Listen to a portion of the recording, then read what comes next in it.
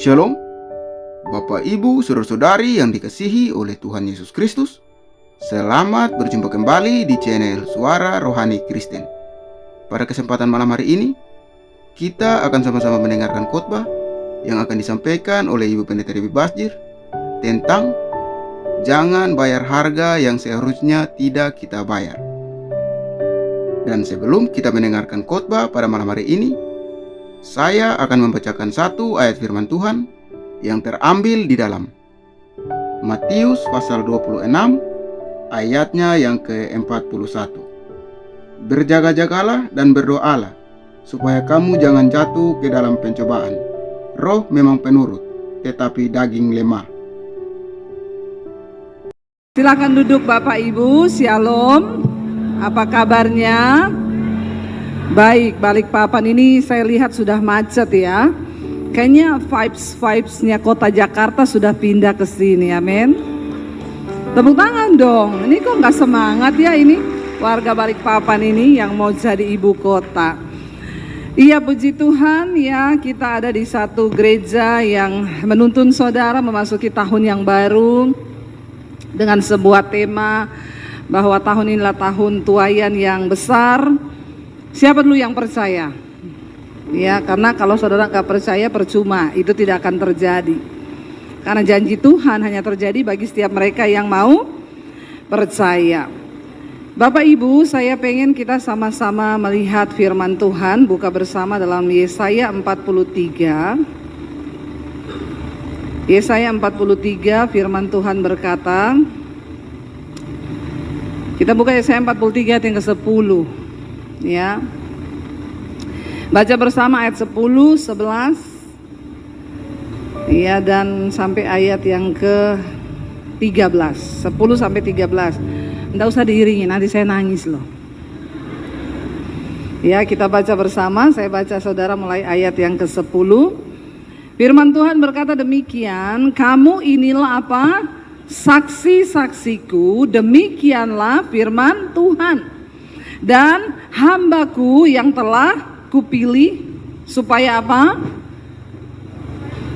Kamu tahu dan Bapak Ibu jangan malas baca firman. Tolong baca sama-sama saya. Kalau saya suruh baca, baca, amin. Saya tahu nih banyak jemaat yang jarang baca Alkitab. Jadi di gereja harus baca Alkitab. Ya, kita ulangi ayat yang ke-10, 1, 2, 3. Kamu inilah saksi-saksiku, demikianlah firman Tuhan. Dan hambaku yang telah kupilih, supaya kamu tahu dan percaya kepadaku dan mengerti bahwa aku tetap Dia, sebelum aku tidak ada Allah dibentuk, dan sesudah aku tidak ada lagi. Ayat 11, akulah Tuhan, dan tidak ada juru selamat selain daripadaku. Akulah yang memberitahukan, menyelamatkan, dan mengabarkan, bukannya Allah asing yang ada di antaramu. Kamulah saksi-saksiku, demikianlah firman Tuhan, dan akulah Allah. Juga seterusnya aku tetap Dia, dan tidak ada yang dapat melepaskan dari tanganku. Aku melakukannya, siapakah yang dapat mencegahnya? Bapak Ibu, ayat ini ditulis ketika bangsa Israel sedang berada dalam pembuangan di Babel. Mereka dibuang akibat dosa. Kita semua tahu siklus dari bangsa Israel: berdosa, dihukum, bertobat, dipulihkan. Berdosa lagi, dihukum lagi, bertobat lagi, dipulihkan lagi. Setelah dipulihkan, apalagi? Berdosa lagi, dihukum lagi, bertobat lagi, dipulihkan lagi. Ada di sini yang begitu? Banyak ya orang Kristen begitu ya.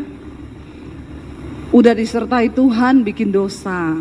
Nanti kalau sudah bikin dosa dihukum. Kalau sudah dihukum datang bertobat lagi minta ampun. Ini namanya saus tomat. Ya, sukanya tobat dan kumat. Bilang kanan kirimu, jangan saus tomat kau.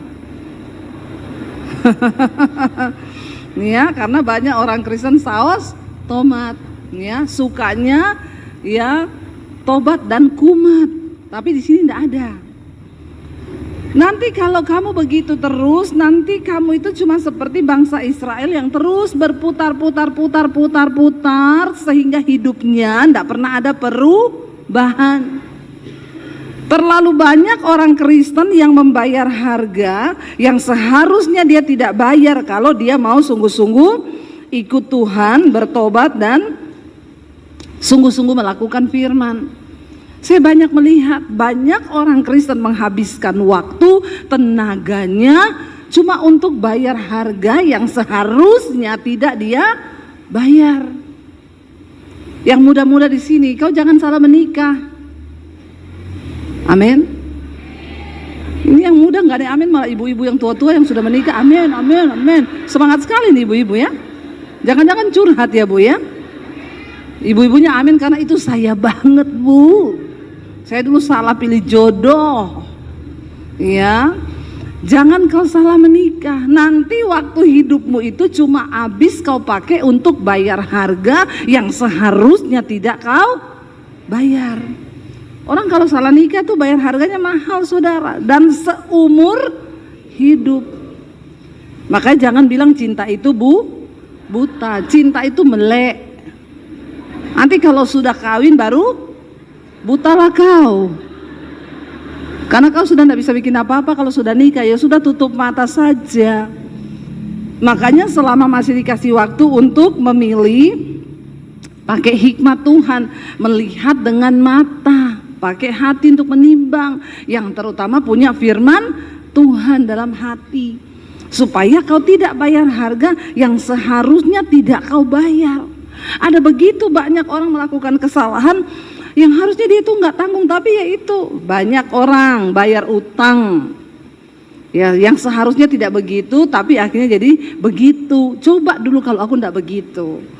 Bapak Ibu, firman ini berkata, Tuhan bilang kamu itu saksiku. Bangsa Israel dihukum dalam pembuangan di Babel, tapi waktu mereka berseru kepada Tuhan, Tuhan mendengarkan doa mereka.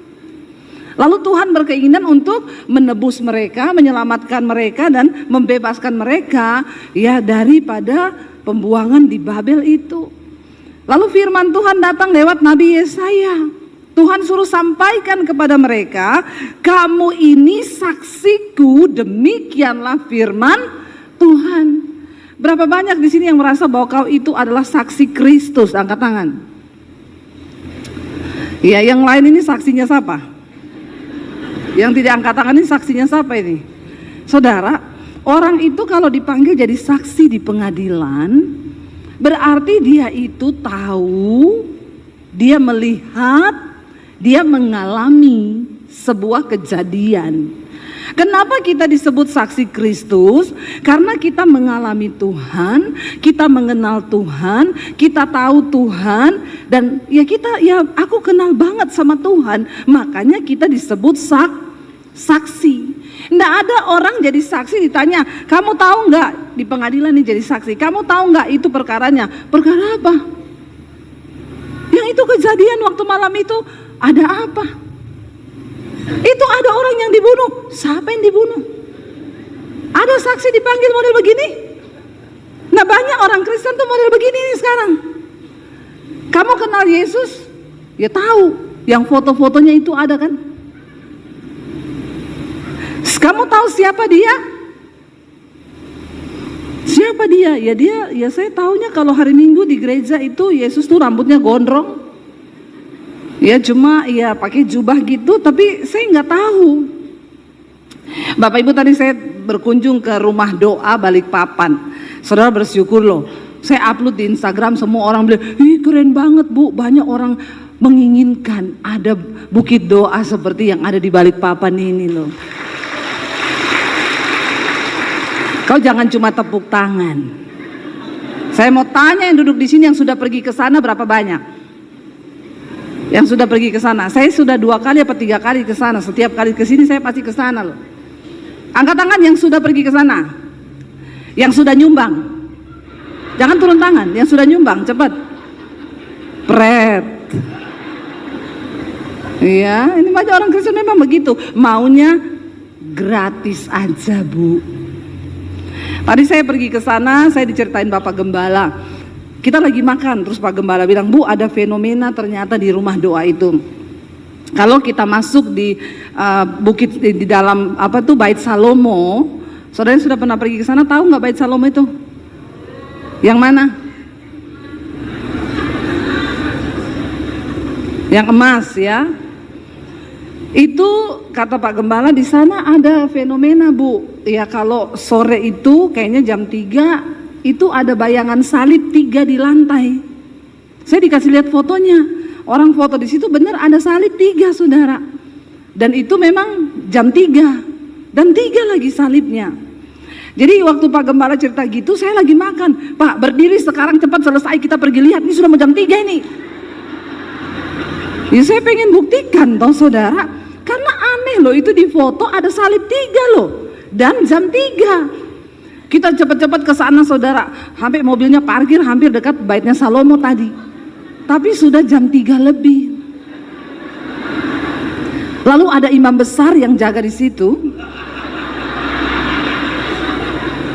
Siapa itu imam besar penjaga di situ ya? Dia bilang, ya Bu, telat tadi baru saja nih saya foto nih, barusan saya di sini tadi ada salib 3 muncul.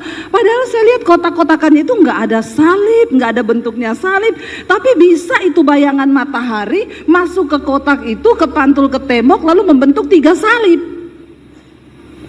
Itu ajaib loh saudara. Besok saya mau pergi lagi jam 3. Saudara nggak usah pergi ya, nanti rame. Nggak usah, saya aja. Ya itu ajaib loh saudara. Kok yo pas loh, Tuhan Yesus mati disalib pada jam 3 loh. Itu cuma jam 3 kata imam besar yang jaga di situ. Dia bilang, Bu, ini cuma kalau jam 3 Bu. Nanti sebelum jam 3 enggak muncul, jam 3 muncul, jam 3 lebih hilang. Jadi besok saya mau tungguin di sana. Jam 3 tepat. Loh itu aneh saudara, saya melihat kok bisa ya itu sinar matahari berbentuk salib 3 loh saudara. Itu bentuknya salib 3. Dan yang luar biasa tadi saya datang ke situ, ada beberapa orang pakai hijab di dalam. Saya bilang sama bapak itu, sama imam besar penunggunya, Pak, ada ya orang pakai hijab datang sini? Oh banyak Bu. Lalu dia tunjukin saya video-videonya. Nih kemarin nih ada 6 orang semua pakai hijab. Lalu saya bilang, terus mereka minta penjelasan. Iya Bu, jadi saya jelasin satu-satu. Saudara, di situ saya tuh tiba-tiba tergerak ya. Itu jadi satu tempat penginjilan loh. Yang dimana dia cerita tentang Yesus, tentang bagaimana itu bait Allah. Yesus mati, tabir itu terbelah menjadi 2. Jadi tidak ada pemisah antara Tuhan, ruang kudus dan ruang maha kudus. Amin. Saya angkat di Instagram tadi, orang bilang, enak banget Bu, saya pengen ke situ. Ya datang aja di Balikpapan. Jauh ya daripada ke Israel. Udah gitu saudara, kalau ke Israel nggak bisa masuk ke ruang maha kudus begitu. Di Bait Salomo itu nggak ada yang bisa masuk ke situ. Ada sekarang pun juga sudah tidak ada saudara. Memang nggak ada karena sudah dihancurkan. Dan itu dibuat ya memang persis menyerupai yang ada di Alkitab. Jadi saudara bangga nggak? Itu ada di Balikpapan loh. Jangan cuma bangga ya. Jangan cuma bangga. Kalau ada berkat nyumbang biar cepat selesai. Saya ini nggak disuruh Pak Sem loh, enggak. Karena nanti saya ikut nabur juga di situ.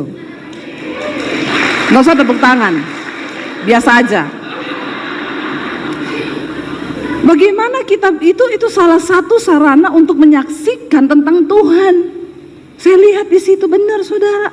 Ya, dan saya lihat banyak ternyata orang-orang yang berhijab datang ke sana mau belajar.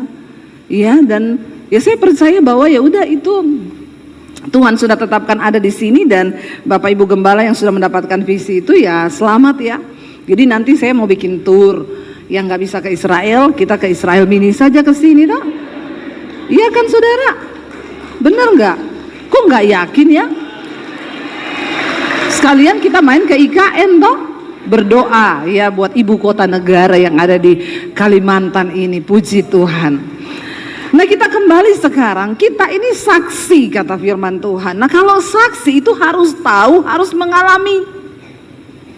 Kita nggak bisa menyebut diri kita Kristen, saksi Kristus kalau kita nggak pernah mengalami Kristus itu. Ya saya sih cuma tahu Kristen, Bu, tapi ya saya nggak kenal. Kalau orang itu tanya tentang Kristus, ya saya juga nggak bisa jawab karena saya sekolah minggu aja nggak lulus. Banyak orang Kristen yang nggak lulus sekolah minggu. Ya, mereka itu cuma ya sekedar aja kenal Tuhan, tapi nggak benar-benar mengenal siapa Tuhan itu, nggak tahu siapa Dia. Padahal Alkitab bilang engkau saksi.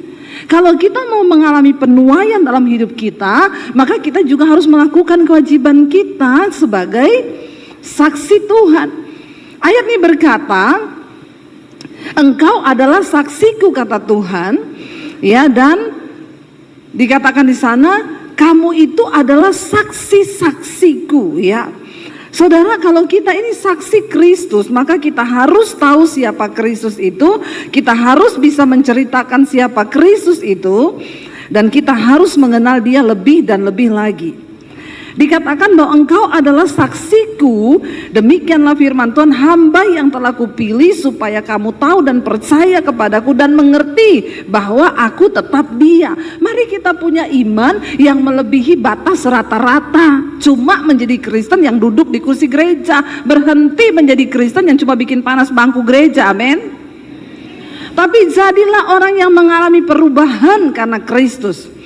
Saya pernah pelayanan di satu gereja, saudara, lalu saya tuh dijemput ya sama satu orang sopir, dan waktu pulang saya diantar, dia cerita sepanjang antar pulang itu, ya panas ya Kalimantan nih ya.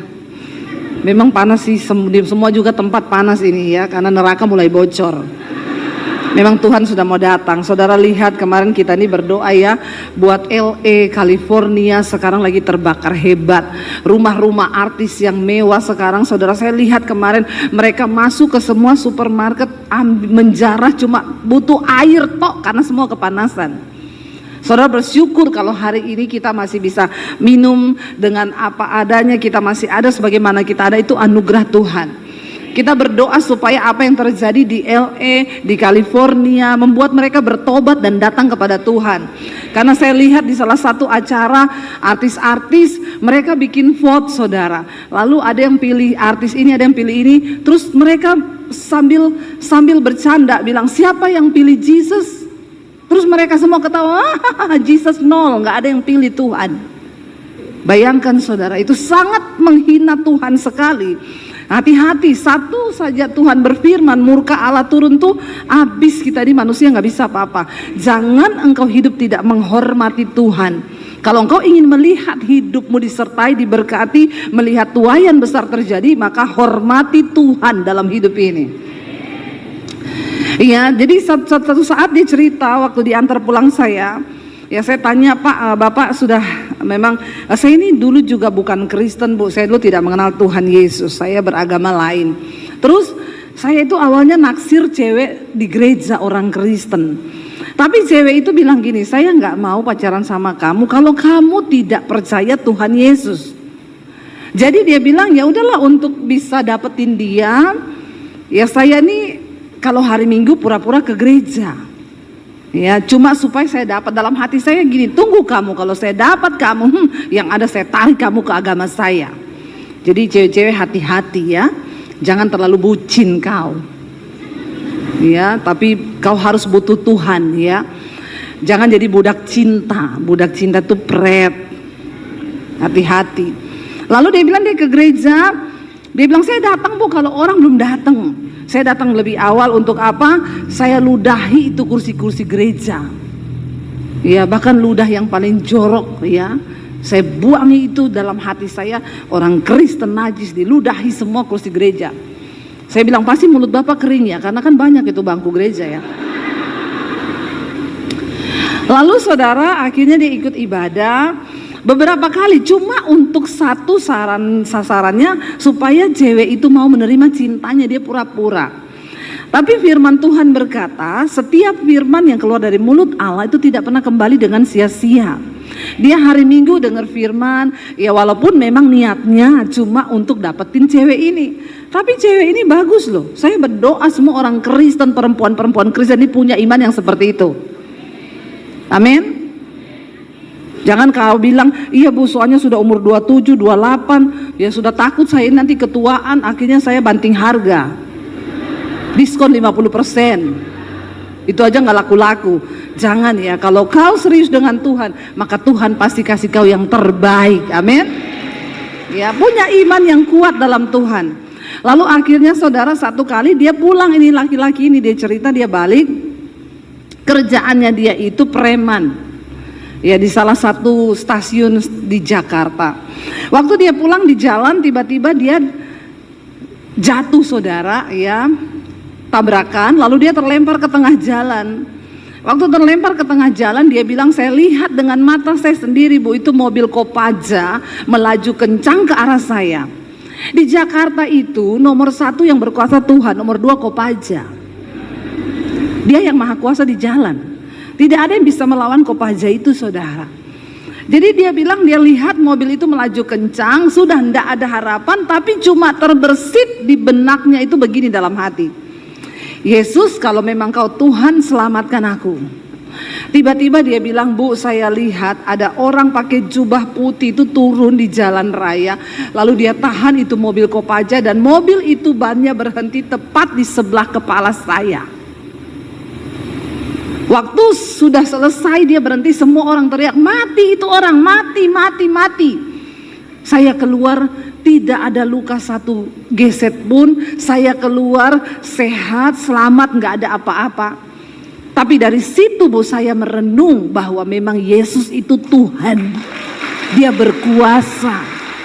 Karena saya lihat dengan mata kepala saya bu, itu nggak ada yang lihat tapi saya lihat. Dari situ dia bertobat. Dia serahkan hidupnya sama Tuhan, dia minta dibaptis karena dia mengalami Tuhan secara pribadi. Tadinya kerjaannya itu preman. Saudara tahu preman itu di terminal copet, nyolong, maling, ya itulah begitulah kerjaannya. Tapi ketika dia terima Tuhan Yesus, terjadi sebuah perubahan dalam hidupnya. Ketika dia belajar firman, ketika dia ke gereja, firman itu mengubah kehidupannya. Karena Alkitab berkata, engkau itu adalah saksiku dan engkau adalah suratan Kristus yang terbuka dan yang dapat dibaca oleh semua orang. Lalu saudara, ketika dia mulai mengenal Tuhan, dia mulai mengenal kebenaran, kebenaran itu memerdekakan. Dia yang tadinya jahat, maling, suka nyolong, akhirnya bertobat. Lalu nggak jadi preman lagi. Semua orang yang berjumpa dengan Tuhan Yesus hidupnya pasti berubah. Dia nggak suka bersinah lagi, nggak suka kepijet plus-plus lagi. Ya, ada di sini yang suka pijet plus-plus? Di Balikpapan nih ada pijet plus-plus? Ada enggak? Enggak ada ya? Enggak ada yang ngaku ya? Ya, enggak ada yang tahu. Suami-suami, walaupun istrimu enggak tahu, tapi Tuhan tahu. Ya, jadi hati-hati ya, jangan berbuat dosa. Dia berubah saudara. Yang tadinya suka nyolong, suka bersinah, suka ini, suka itu, sekarang berubah. Bahkan dia nggak suka lagi kerja di terminal. Lalu dia mulai mencoba ngomong ke pendeta, lalu dia disuruh jadi tukang parkir di gereja. Begini aja, kalau memang kamu sudah berubah, dia bilang, iya Pak Pendeta, karena saya udah gak sejahtera nyolong, saya gak sejahtera maling, saya gak sejahtera lagi berbuat dosa, saya mau bertobat. Ya udah, kamu jadi tukang parkir di gereja. Lalu dia mulai jadi tukang parkir di gereja, menjadi orang yang berubah, yang jujur, yang baik. Waktu engkau hidup dalam kebenaran, maka engkau akan menarik berkat Tuhan turun atas hidupmu saudara. Amin. Bukan Tuhan yang tangannya kurang panjang untuk menolong engkau, bukan telinganya yang kurang tajam mendengarkan doa-doamu, tapi firman Tuhan berkata dosamu itu yang menjadi penghalang berkat Tuhan terjadi atas hidupmu. Tapi ketika kita bertobat, tidak ada alasan untuk berkat Tuhan itu terhalang atas hidup kita. Lalu ketika dia bekerja jadi tukang parkir jujur, ada pengusaha di gereja itu yang lihat ini orang baik. Dipanggillah dia untuk kerja di tempat usahanya pengusaha ini. Ketika dia mulai jujur dengan baik, dia bekerja, orang ini lihat, orang ini kok jujur. Dikasih kepercayaan, akhirnya hidupnya berubah. Dia sudah menikah dengan perempuan Kristen itu, melayani Tuhan, akhirnya bisa punya rumah, bisa punya mobil. Hidupnya berubah. Perhatikan baik-baik, perubahan nasib, perubahan hidup akan mengikuti perubahan karakter. Waktu karakter kita berubah, hidup kita berubah, kelakuan kita berubah karena kita bertobat, maka berkat Tuhan tercurah atas hidupmu dan hidupmu juga pasti dipulihkan. Lalu saudara, ketika dia berubah, dia punya keluarga yang baik, punya anak, punya istri, punya rumah, punya mobil bahkan. Keluarganya yang lain, kakaknya juga preman, orang tuanya juga tidak mengenal Tuhan Yesus. Ketika papahnya meninggal, papahnya itu suruh panggil dia dan berkata, doakan papa, karena papa lihat hidupmu berubah. Lalu dia berdoa ketika papanya mau meninggal, bahkan papanya menerima Yesus sebagai Tuhan dan Juru Selamat. Tepuk tangan saudara, kenapa? Karena melihat anaknya yang tadinya jahat, tiba-tiba terima Tuhan Yesus dan hidupnya berubah menjadi saksi Kristus. Tiba-tiba dia cerita sama saya, satu hari dia hari Minggu pulang gereja, lagi di rumah sama istri dan anaknya, ada orang ketok-ketok pintu rumah. Waktu dia buka pintu rumahnya, ternyata kakaknya yang preman lebih jahat dari dia.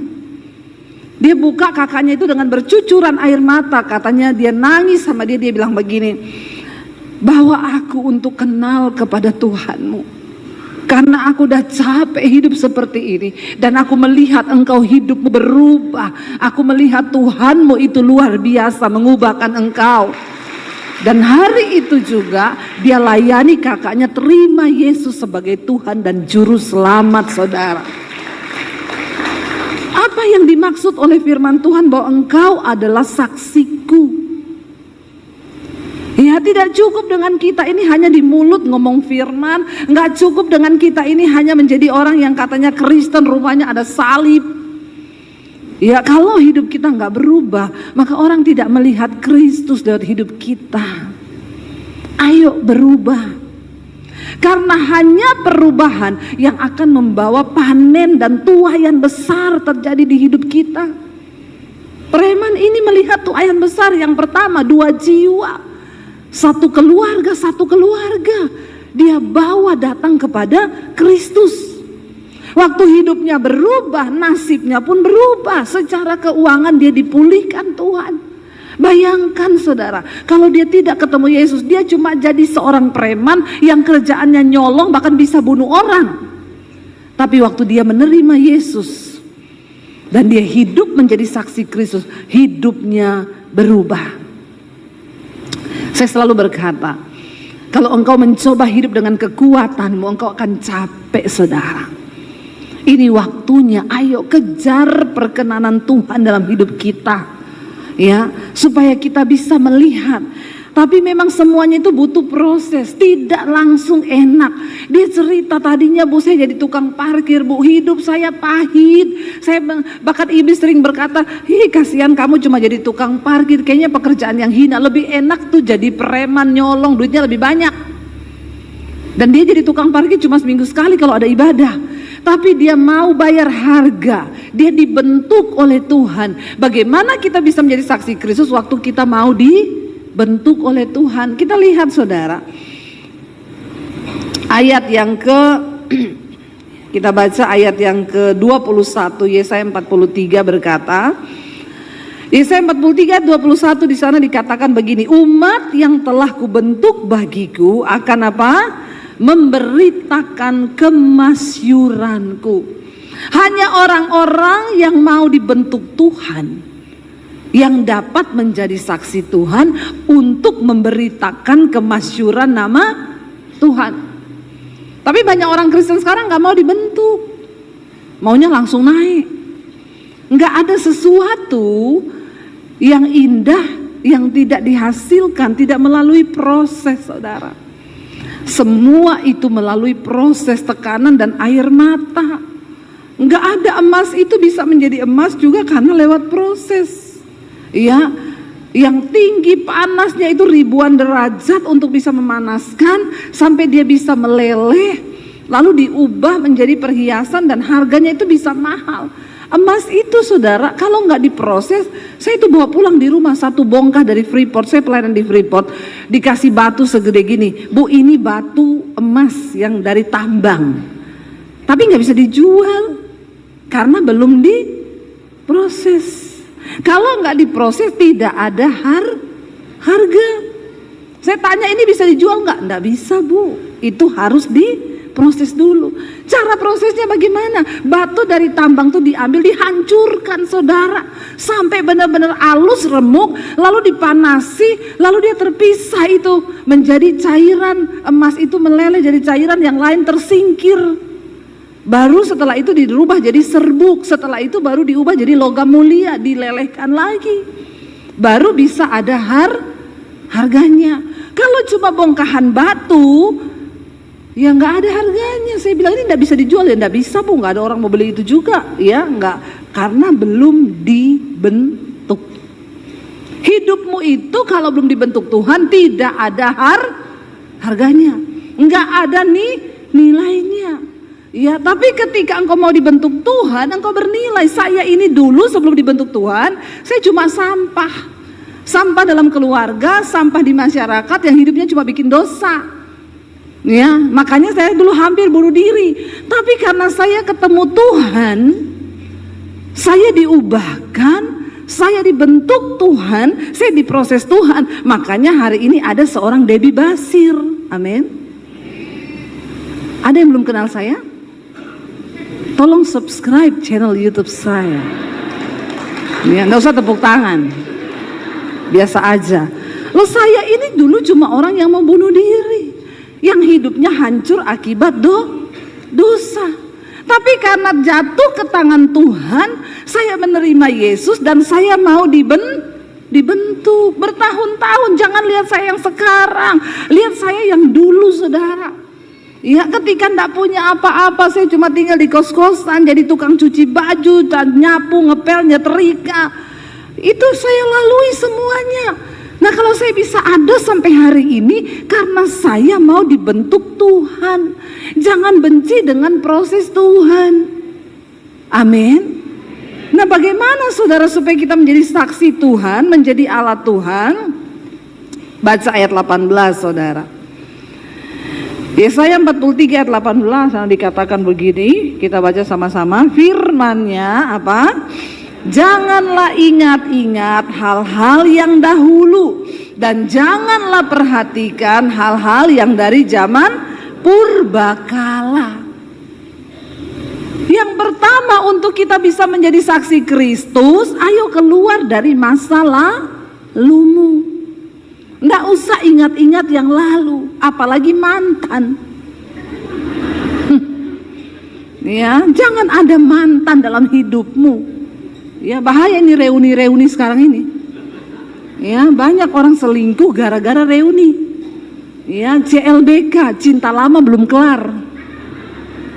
Nah, akhirnya ketemu di reuni, selingkuh terjadi. Suami saya tanya sama saya, mantanmu di mana? Udah mati semua mantan saya. Nggak ada mantan saya, sudah mati semua. Memang saya nggak mau ingat-ingat, ya. Kalaupun ada yang muncul di Instagram atau di Facebook, hai masih ingat saya, nggak ingat. Saya mantanmu loh, aku amnesia. Bilang aja begitu, ya. Masa laluku sudah aku lupakan semua, karena firman Tuhan yang suruh. Kalau engkau mau melihat masa depanmu dibaharui, tahun 2025 kau mau dibaharui, lupakan. Jangan ingat-ingat lagi yang lalu-lalu. Ya, jangan kau renungi dosa, jangan kau pikir-pikirin lagi dosa, tinggalkan semua itu. Lihat ke depan. Ya, Lihat Tuhan mau melakukan apa di depanmu. Jangan dikatakan firman-Nya, janganlah ingat-ingat hal-hal yang dahulu, dan janganlah perhatikan hal-hal yang dari zaman purbakala. Ada orang itu hidup gak bisa mengampuni saudara, karena ingat yang dulu-dulu terus. Ya saya tuh kalau lihat mukanya bu, hatiku mendidih. Kenapa hatimu mendidih? Ingat saya perbuatannya itu. Hei, kau tidak akan pernah bisa melihat berkat Tuhan kalau kau ingat-ingat kesalahan orang yang dulu-dulu. Ya, itu dari zaman dulu tuh bu. Saya tuh nggak mungkin lupa. Ya kau ingat-ingat yang dulu-dulu, dari zaman kucing belum berbulu. Dia ingat terus saudara. Bagaimana mungkin hidupmu diberkati? Suami istri, ya, lupakan yang telah lalu. Tapi bu, saya nggak bisa. Suamiku tuh pernah selingkuh. Terima suamimu apa adanya. Sudah berkali-kali bu, ya udah kasih sianida. Maunya begitu. Ya kan nggak bisa toh. Terima suamimu apa adanya. Saya itu layani satu keluarga saudara. Jadi suaminya ini selingkuh, ya selingkuh sama bisa dibilang pembantunya lah. Jadi istrinya itu syok banget, syok. Istrinya ini cantik, orang yang berpendidikan, bahkan punya nama lah saudara. Dia itu syok karena kok bisa suaminya itu selingkuh sama ini gitu loh. Nggak ada, aduh cantiknya sama istrinya nggak ada apa-apanya. Wong itu kayak pembantunya, asisten pribadinya. Ya makanya juga ibu-ibu kalau pilih asisten itu jangan yang cantik-cantik. Tapi juga nggak bisa ya ini jelek jadi kok. Saya juga bingung, ini udah jelek loh. Kalau dibandingkan istrinya nggak ada apa-apanya. Lalu akhirnya istrinya syok karena suaminya selingkuh dengan asistennya. Lalu dia akhirnya, suaminya dicakar, dipukulin, dijambak itu sampai saudara mukanya ini kayak dicakar kucing. Kayak kan karena istrinya kan pedicure manicure. Jadi kukunya tajam, cakar muka suaminya. Suaminya ini tersiksa setiap kali istrinya memberontak, dia enggak. Memang model suaminya ini suami rumahan. Yang memang tidak ada tampang-tampang selingkuh. Saya juga tahu suaminya ini orang baik saudara. Suaminya ini baca firman, baca Alkitab. Ya cuma karena tiap hari mungkin ya kucing dikasih ikan asin kan lama-lama juga tergoda toh. Lalu istrinya ini tiap kali marah, suami itu disiksa sampai belakangnya ini luka semua. Akhirnya dibawalah ke psikiater karena tiap hari dia pingsan, gak bisa tidur, malam ini ngamuk, udah kayak orang gila. Lalu dibawa ke psikiater ngomong begini, ibu akan seperti ini mungkin sampai 6 bulan atau 1 tahun, baru dia bisa lupa. Suaminya stres saudara waktu dengar itu, karena berarti mukanya hancur ini. Kalau 1 tahun dia digituin, jadi apa? Jadi perkedel itu mukanya saudara. Orang baru berapa hari aja udah hancur-hancur saya lihat. Apalagi 1 tahun. Jadi suaminya stres dan bilang gini ke istrinya, "Mah, aku tuh juga ndak tega. Semua sudah terjadi, tapi itu di luar kekuatanku benar. Karena dengar-dengar mungkin pembantu ini sering ke dukun bawa air putih masuk ke kamar. Kalau istrinya lagi keluar kota, ini diminumin air ya. Lalu dia bilang gini, kayaknya kita perlu pendeta, ya jangan cuma ke psikiater aja, karena dia bayangkan 6 bulan sampai 1 tahun, hancur ini. Jadi kita telepon pendeta aja, terus siapa yang kita mau telepon? Ya udah Ibu Debbie aja, karena mereka sering dengar khotbah saya di YouTube. Saya ditelepon lah, saya datang ke rumahnya saudara. Waktu saya datang saya cukup kaget lihat bapaknya, aduh udah hancur-hancur ya. Badannya hancur-hancur, dicakar istrinya. Kenapa begini? Lalu istrinya tuh cerita sama saya. Saya bilang, "Bapak tinggalin, saya mau ngomong dulu dengan istri, masalahnya apa?" Lalu istrinya cerita, "Gini loh Bu, suamiku ini baik Bu, tapi saya nggak nyangka dia selingkuhnya sama asisten saya sendiri Bu. Kalau dia selingkuh sama Luna Maya atau Sandra Dewi Sandra, siapalah itu, saya masih..." Maksudnya ibu apa? Kalau suamimu itu Bu, dengar ya, kalau suamimu selingkuh sama artis berarti memang suamimu orang nakal. Tapi kalau dia selingkuhnya sama asisten, berarti memang dia ini sebenarnya tidak nakal. Cuma karena ada celah aja. Saya mau tanya, ibu layani suami nggak tiap hari? Ya memang kan saya sibuk, saya sering keluar kota. Jadi saya bilang tidak ada orang lain yang boleh masuk ke kamar bapak kecuali asisten ini. Nah ini dia, saya dapat saudara. Oh ternyata di sini ya ibu sendiri yang membuka pintu gerbang. Ya tapi saya nggak usah tapi bu. Semua orang bisa jatuh. Hari ini kita lihat ke depan. Lalu ceritalah suaminya, iya bu, dan psikiater bilang ini istri saya akan begini 6 sampai 1 tahun. Lalu saya waktu dengar itu saya cuma tanya gini, dan ibu mau? Ibu mau kayak orang gila 6 sampai 1 tahun? Saya jamin ibu bukan kayak orang gila, ibu benar-benar akan gila. Kalau saya enggak mau bu, lah terus gimana? Tidak usah ingat-ingat hal-hal yang lalu. Hari ini suamimu mau tobat, ampuni dia, terima dia apa adanya.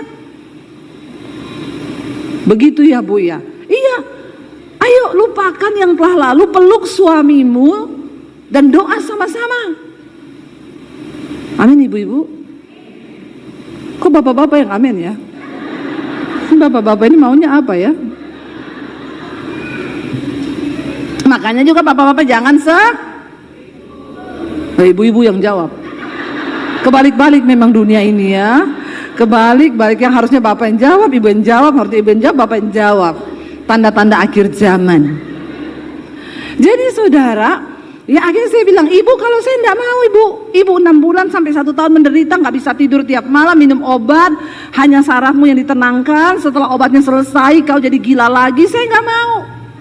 Lalu hari ini ibu putuskan, aku mau melupakan semua yang pahit itu, dan aku mau melakukan firman Tuhan. Kenapa bu? Karena lihat ayat berikutnya berkata, lihat ayat 19, baca bersama. Aku hendak membuat sesuatu yang baru, yang sekarang sudah tumbuh. Belumkah kamu mengetahuinya? Dan sungai-sungai, ya, aku hendak membuat jalan di padang gurun dan sungai-sungai di padang belantara. Katakan, kenapa kita jangan ingat-ingat yang dulu? Karena Tuhan hendak membuat sesuatu yang baru. Nggak usah ingat yang pahit. Jangan ingat kepahitan sama istri, sama suami, sama anak, sama orang tua. Lupakan semua itu. Jangan lagi bahkan kau ingat-ingat dosamu. Yang penting kau sudah bertobat. Kalau iblis intimidasi hidupmu, ingat dosamu. Saya nggak ingat lagi iblis, karena saya sudah dikuduskan oleh darah Yesus. Amin. Dan aku percaya bahwa Tuhan sedang melakukan sesuatu yang baru atas hidupku. Bahkan ayat ini berkata, belumkah kamu menyadarinya? Lihat, aku hendak membuat sesuatu yang baru, yang sekarang sudah tumbuh. Belumkah kamu mengetahuinya? Ketika bangsa Israel sedang dalam pembuangan, mereka tersiksa, mereka tertekan, hidup di satu negara yang bukan negerinya. Mereka meninggalkan rumah, keluarga, pekerjaan, semua yang mereka punya, dan berangkat ke satu negeri yang bukan tempat mereka. Itu asing. Tidak enak. Mereka harus bekerja paksa di sana. Ketika mereka berseru pada Tuhan, Tuhan bilang, aku tahu rencanaku. Aku akan membuat engkau dipulihkan. Aku akan melepaskan engkau dari hukuman ini. Kenapa saudara mereka dihukum? Dibuang. Tuhan bilang, aku sudah mengampuni dosamu, karena engkau sudah membayar harga hukuman itu 2 kali lipat. Jangan sampai kita ini tahun 2025 kita cuma sibuk membayar harga dari dosa, membayar harga dari kesalahan. Mari berkata, Tuhan, aku mau hari-hari ini taat kepada Tuhan, taat kepada firman-Mu, supaya aku ini menjadi saksi Kristus, menjadi umat Tuhan yang memberitakan kemasyuran nama Tuhan. Akhirnya saudara, hari itu mereka memilih untuk melepaskan pengampunan. Mereka saya suruh berpelukan, dan istrinya nangis, suaminya pun nangis minta ampun sama Tuhan. Dan hari itu mereka dipulihkan Tuhan, dan saya pulang. Besoknya suaminya telepon saya, Bu, terima kasih. Istri saya benar-benar diubahkan Tuhan sejak dia memilih untuk melepaskan pengampunan. Obat tidak menyelesaikan saudara, tapi sikap hati dan jiwamu. Ketika engkau mau berkata, Tuhan, aku mau memutuskan untuk melakukan firman Tuhan, untuk melepaskan pengampunan, dan untuk aku mau hidupku dibaharui oleh Tuhan. Waktu kita mau sungguh-sungguh bertobat dan sungguh-sungguh mau berkata, aku mau Tuhan, supaya hidupku ini dipulihkan Tuhan, maka engkau akan melihat, saudara, Tuhan akan turut bekerja. Tapi hari ini biar kita semua berkata, Tuhan, pakai aku menjadi saksi Kristus, supaya aku mengalami tahun ini, saudara. Karena kalau kita hidup tanpa Tuhan, kalau kita nggak mau dibentuk oleh Tuhan, hidupmu cuma akan berputar terus di padang gurun, dan engkau tidak akan pernah melihat datangnya hal-hal yang baik.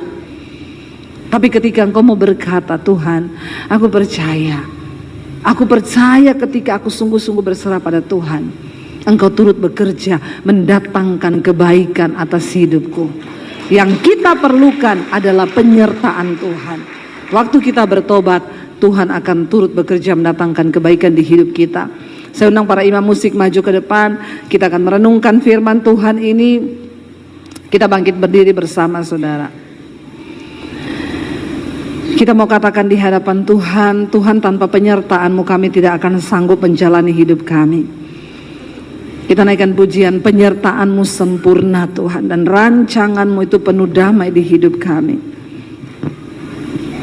Kami bawa hidup kami ke dalam tangan Tuhan. Biar Engkau sertai kami Tuhan. Karena tanpa Tuhan kami tidak dapat berjalan sendiri.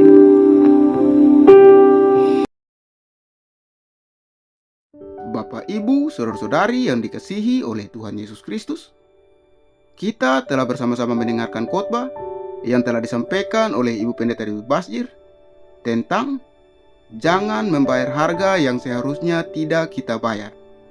Kiranya lewat khotbah yang telah kita dengar pada malam hari ini memberkati setiap kita orang percaya.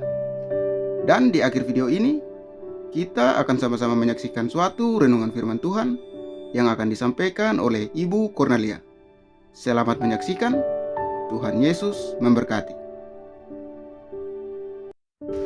Selamat malam Bapak Mama yang diberkati oleh Tuhan. Di mana pada malam hari ini mari kita sama-sama merenungkan firman Tuhan di dalam kehidupan kita, di mana Pemazmur pasal 41 judul bacaan doa minta penyembuhan. Mazmur Daud. Berbahagialah orang yang memperhatikan orang lemah. Tuhan akan meluputkan dia pada waktu celaka. Berbahagia kalau kita selalu menopang dan ada perhatian terhadap orang-orang lemah, orang-orang susah. Maka kita diberkati oleh Tuhan. Dengan demikian, kita percaya kita tidak akan sendirian untuk hidup menyelesaikan beban persoalan kita. Bapak, Mama, anak-anak yang diberkati oleh Tuhan, Tuhan akan siap meluputkan kita, membentengi kita, dan mau menyelamatkan kita. Mari kita dikatakan berbahagia kalau kita selalu menopang dan selalu memperhatikan orang-orang lemah. Mari kita selalu terjun dalam pekerjaan Tuhan yang Tuhan siapkan bagi kita sebagai orang percaya. Di mana firman Tuhan dia menjelaskan di dalam ayat yang ketiga, Tuhan akan melindungi dia dan memelihara nyawanya sehingga ia disebut berbahagia di bumi. Engkau tak akan membiarkan dia dipermainkan musuhnya. Ternyata kita selalu dijaga dan dipelihara. Kita selalu diberkati pada waktu kita menolong orang lain lewat hidup yang ada. Dan di dalam kehidupan kita tidak pernah Tuhan tinggalkan kita. Bapak, Mama, anak-anak yang diberkati oleh Tuhan. Di jurang yang dalam sekalipun, Tuhan akan membela kita. Tuhan akan memegang tangan kita pada waktu kita mendapat tantangan. Mari Bapak Mama, saudara sekalian yang diberkati oleh Tuhan, kita dipimpin, kita dijaga dan dipelihara oleh Tuhan. Dan dengan demikian, biarlah dengan firman ini kita hidup dan mendekatkan diri kepada Tuhan, maka hidup kita diberkati oleh Tuhan. Sehingga lewat firman di dalam ayat yang keempat, dia katakan Tuhan membantu dia di ranjangnya pada waktu sakit, di tempat tidurnya kau pulihkannya sama sekali dari sakit. Ternyata kita menolong orang lain, mungkin pada waktu sakit, Tuhan menolong kita, Tuhan membela kita pada waktu kita tidak bisa berdaya. Tuhan menjadi kekuatan bagi kita pada waktu kita andalkan Tuhan. Kita menaruh harapan kita kepada Tuhan. Di situ Tuhan membela kita. Mari kita selalu melakukan yang terbaik, yang berkenan kepada Tuhan, sehingga Tuhan tidak pernah tinggalkan kita. Mari kita terus maju dan melakukan yang terbaik bagi orang lain dan juga bagi sesama manusia. Dari hidup kita, kita berbuat yang baik, maka Tuhan membela kita, Tuhan menjaga kita. Di dalam ayat yang kelima, kalau aku kataku Tuhan kasihanilah aku, sembuhkanlah aku, sebab terhadap engkaulah aku berdosa.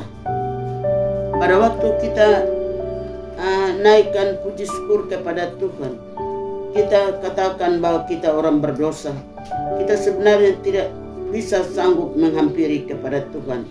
Apabila kita datang dan segala kemelut, maka Tuhan menerima kita menjadi umat tebusan Allah. Mari kita sebagai orang percaya yang selalu senantiasa siap siaga untuk Tuhan membela kita. Apabila kita melakukan yang terbaik, yang berkenan kepada Tuhan, Tuhan menopang kita, menjaga kita sebagai keluarga yang paling dekat. Sehingga di dalam firman Tuhan, dia katakan, musuhku mengatakan yang jahat tentang aku, bilakah ia mati dan namanya dalam bilangan lenyap. Musuh kita pun beria-ria atas kesempatan pada waktu kita sakit. Tetapi apabila kita melakukan yang berkenan kepada Tuhan, yang selalu dikatakan selalu menopang orang lain, maka Tuhan menopang kita, Tuhan membela kita pada waktu kita sakit. Dan walaupun dikatakan kita mau mati rasanya, tetapi Tuhan hidupkan kita kembali. Mari kita sebagai orang pilihan Allah, dan Tuhan tidak pernah membiarkan kita untuk kita mati, tetapi kita hidup kembali. Kita mau melakukan yang terbaik bagi orang lain dan juga kepada sesama manusia. Sehingga di dalam ayat yang ke-7 dari firman Tuhan dalam Mazmur 41, orang yang datang menjenguk berkata dusta, hatinya penuh kejahatan, lalu ia keluar. Di mana Bapak Mama, saudara sekalian, anak-anak yang diberkati oleh Tuhan, ada orang-orang lihat jahat terhadap kita pada waktu kita diranjang, pada waktu kita sakit dan kita tidak bisa berdaya. Tuhan menolong kita, menopang kita pada waktu kita lemah. Dengan demikian, hidup ini perlu kita katakan bahwa ada orang lain di samping kiri kanan kita. Hidup ini bersama dengan Tuhan, berbuat yang baik, maka semuanya diperhitungkan oleh Tuhan. Bapak Mama, walaupun kita jurang sekalipun, Tuhan membela kita, menarik kita dari jurang kebinasaan. Mari kita selalu melakukan yang terbaik, yang berkenan kepada Tuhan. Pada waktu kita dalam keadaan sakit, mau mati rasanya, tetapi Tuhan pulihkan kita kembali. Tuhan menopang kita, Tuhan menegakkan kita untuk kita hidup kembali, untuk kita menceritakan kebaikan Tuhan selagi kita dipercayakan di muka bumi.